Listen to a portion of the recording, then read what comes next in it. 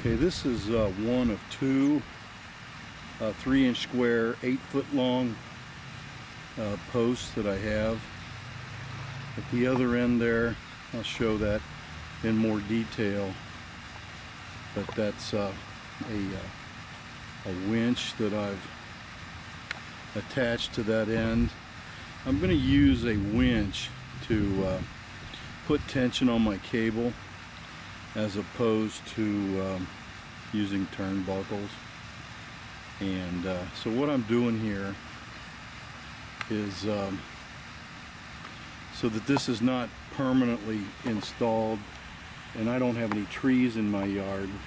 But what I've done here is I've set, a couple weekends ago, I drilled and set 2 casings in the ground in concrete, and I've got a plate on top of this to keep some water out of it if it rained. We'll paint this eventually and put some better topsoil around and get some grass growing back again on it.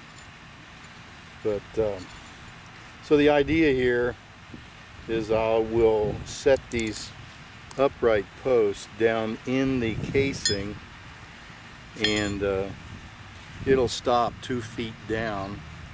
This particular post with the winch on it is my post at the top of the slope, and then 160 feet down I have a second casing in the ground, which is where the end post will be. So it's down past, it goes down just off to the left side of the swell, and it goes down past the planter on the patio there to within about 25 feet of the sidewalk down there by the street. That post will have nothing but an eye bolt on it to attach the cable. I'm going to later on this evening here string it up and draw tension on it to determine where I need to cut it, loop it, and cable clamp it. So all I'm going to do right now is set this post down in my casing. I haven't put it down in yet, so we'll see it here for the first time.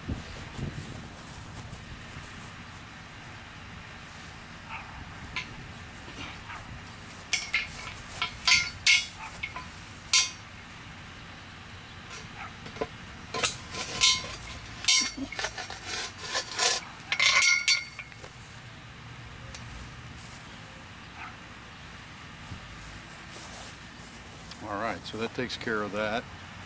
And so I got 6 foot off the ground. I'm building this zip line for my grandsons. So it's just going to be a downhill run, but it's not going to be really high and up in the air or up high in any trees, which is good because I want to keep it safe. I don't want to give them any reason to get themselves hurt. So